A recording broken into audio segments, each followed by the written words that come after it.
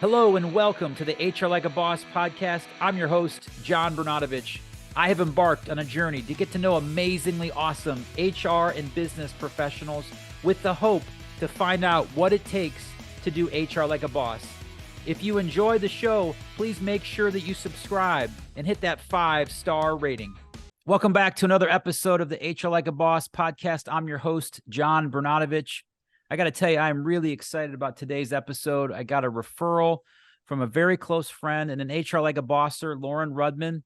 She is referenced in my book, HR Like a Boss, and is one of the very first HR leaders that I met that really stood out to me and was kind of an inspiration for writing the words of HR Like a Boss. Well, who taught her HR but Tom Mobley? And I'm super excited to have you on the show. Tom, welcome to the HR Like a Boss podcast. Thank you so much for thinking on me and inviting me on, John. This show is called the HR Like a Boss podcast. I start all guests out with the same question. How would you describe the purpose of human resources?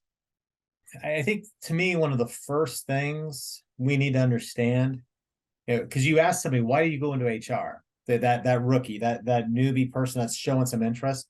And what's the most common thing? What's our most common response? I like people. Or I like people. I like working with people. And then the HR person's head starts spinning around in circles because, oh my gosh, you can't go into HR and like people. We will beat that out of you soon. And honestly, if you don't like people, why are you in this profession?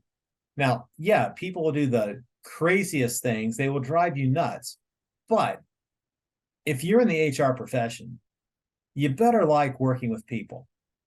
And so there's a side of me that's on a mission to say that it's okay to like people and be in HR. And I think it's preferred. But yeah, a step beyond that is you really need to like solving problems involving people, not people's problems. That's a whole other element of the spectrum. But what HR is really all about is how do we best harness the power of our people to help our organization move in the direction we need it to go. And that's a complex task because you've got all this elements of differences in all the people that you've got working for you and all the stuff that goes on in their lives. And yet we're on a mission to come together to achieve this goal. And I believe HR can play a major part in making that happen. And so when I'm working with my students, it's how do I help prepare you so that you will be ready to help move the organization forward? So to get you into that strategic element, you're not going to start there, but how do I help you get to that point where you're going to be able to do that and make that difference going forward? Tell me what that means to think outside your head, and what can our listeners glean from your expertise? So one of the things that I've come to believe and understand is that navigating the world that we live in is hard, right? And with so many things that's crying for our attention, pulling us in directions, it's hard to get everything we need to get done and accomplish it. And for us to be effective, we've got to start understanding that it's okay to think outside your head. Now, what I mean by that is, one, if you have a task or an idea or a project that you're working on, what are those resources that are out there to help you get that done? So sometimes it's technology, and we chatted about this before we kind of went online, but using AI. AI is a tool that in the HR space is going to revolutionize how we can get things done, our efficiency, our productivity. It will, if people aren't using that yet to help generate ideas, it's going to it'll blow their mind. So that's one aspect of it. But the other side of it's also being able to listen to other people and reach out and talking to other people about, here's my idea, here's what I want to accomplish, what do you think? and then listening to what they have to say, and then implementing some of those ideas. So for me, I believe that when I'm working with students, I believe in what I call a process called HR Succeeds. And what that means for my students is, number one, when you talked about this a minute ago, was you need to be tactically sound to work in HR. You have to know your employment laws. You have to know your benefits and the strategies behind why is a HSA and what does that do compared to a standard HMO plan. And if I'm calling off acronyms and you don't understand it and you're in HR, we got a problem. We got to go back and ground you, right? So you have to have that tactical side down.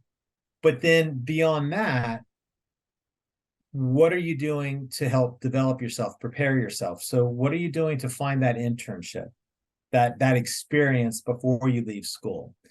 And beyond that, what are you doing in terms of setting yourself up with mentors along the way? So when I'm working with students every semester, I'll give them a new HR mentor. So if there are people out there that say, I want to come alongside and help you out, Tom, I'm looking for mentors. I need about 60 for the spring semester. But we'll partner you with a student, and the student gets a chance to kind of hear about your experience. How did you get there? And over a 3 or 4 year program, they'll have up to 6 to 8 mentors, depending on when they start in the program. And now they've got 6 or 8 HR people helping to pull for them to help set them up in their career when they're either for internships or that first job post-graduation. So the mentorships, the networking, going to the SHRM events, going to the HR conferences, getting out there and meeting HR professionals and having a chance to talk with them where they're at. And the other element of it is certification. What are you doing to help yourself become certified? Now that SHRM has lowered the threshold for that SHRM-SCP exam, there's no reason why that college graduate shouldn't be prepared to take that exam once they graduate. And there are lots of ways to study and prep for that. They just need to kind of figure out what's the best way. And so for me, I've scholarshiped a bunch of my students in my HR CERT program and have about a 90% pass rate of my students compared to about an 88% pass rate of my professionals. And so it's helping to prepare people to do that. And as we're heading in that direction, it's teaching them to utilize all those outside resources outside their head to help them solve these problems, whether it's technology, other people, continuing to learn, networking. It's that total package is what we're trying to do, is what we're trying to develop students. Give me a few words that you would use to describe someone that does HR like a boss. 1, they are tactically sound. They know their HR. So if you don't know your block and tackling of HR, you're causing trouble. So you have to be able to have that sided down. Number 2, the communications capabilities, up, down, across, people who are like you, people who are different from you, social, economic. You have to be solid in communications and open, and people can trust you with that. Which kind of leads me to the point number 3 is it's that trust factor. To be successful in HR, the employees, the managers you work with, they have to trust you. And if you lose that trust, you can be the best person in the world tactically, but you're going to have a hard time HR like a boss. So at HR like a boss, tactics, communications, integrity. That's my 3-legged stool for HR. And I think that's what we need. We got to get better at all 3. Tom Mobley, incredible job. Thank you so much for being on the show. Next time I see Lauren, I'm buying her a drink because I really appreciate her referral. And thank you very much for being on the HR Like a Boss podcast. Thank you. Thanks for checking out the HR Like a Boss podcast. If it resonates with you, please leave a rating and review, or better yet, subscribe and share with a friend. Until next time, let's continue to aspire to do amazingly awesome HR.